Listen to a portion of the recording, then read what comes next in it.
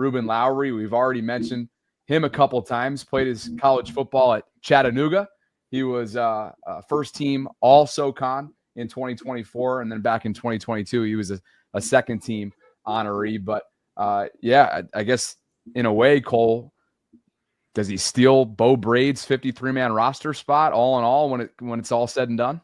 You know, what it came down to with Reuben Lowery for me, and he kind of started out, and Jeff, correct me if I'm wrong, he kind of started out as sort of in that slot corner. Yeah, absolutely. Yeah. And especially in rookie camp, and then he transitioned into more of the free safety role.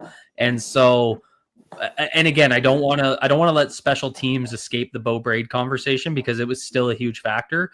But I think when you're looking at the Baltimore Ravens safety room, you look at a guy like Sanusi Kane. He's a box safety. He's very much like a throwback, old school, step up in the box, strong safety, and he's also a key special teamer. So, he was more so competing with Bo Braid, and Bo Braid's value was really his versatility and his ability to drop down into the box. So what's missing in that room is a guy that can play a free safety role. And that's what I think Reuben Lowery brought to this conversation. And that's why I think he was able to shine by being that kind of backup to Starks. If Starks goes down, who's going to be that free safety? Who's going to play beside Kyle Hamilton in that role? So it was, I think, more him being kind of the second string free safety and Bo Braid not being able to beat out a guy like Jay Higgins that kind of stole one of those back end special team spots.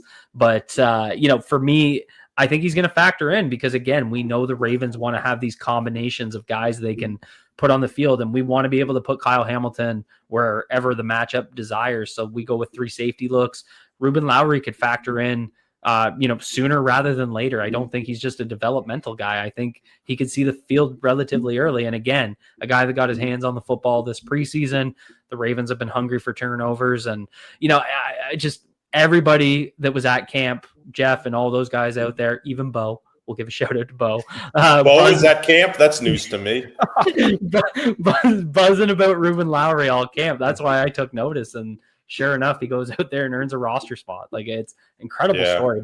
But again, it really comes down to being that free safety, single high guy that can relieve Malachi Starks. Yeah, I mean, look, I think there's like 5 guys in their undrafted class that didn't get a signing bonus. They just show up and sign, and he was one of them. So he wasn't a priority undrafted free agent at all. Guy that, played a lot of football in college.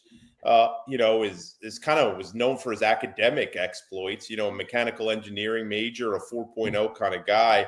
And, you saw the intelligence kind of translate on the, onto the field, and he was, versatility is where it starts. As Cole said, he showed them he could play different positions and he looked comfortable in all of them. He just didn't have many mental mistakes this summer. And then he added to that by being around the football a good bit, making plays. And, I think it was the OTAs or maybe the mandatory minicamp, back in June. And I saw Harbaugh pull him aside and was demonstrating coaching technique. And, he was doing one-on-one coaching, which he does, but he doesn't do it a whole lot with an undrafted rookie free agent. And that told me right away that this guy's played his way onto their radar, that he was having this direct one-on-one coaching with Harbaugh. And then he just, again, that kind of put him near the head of the class in terms of undrafted free agents who have a chance to make the team. It certainly helped that they're a little thin in safety depth. And guys, I'm not going to be surprised if he's the number 3 safety before long over Sanusi Kane. And that's not a shot at Sanusi Kane, who's, earned a spot on this team, has had a nice summer, and is also a good special teams player. But he's just solid. He knows what he's doing. He's very comfortable. He's smart. He limits breakdowns. I would still think they're on the lookout to see if there's a veteran safety available.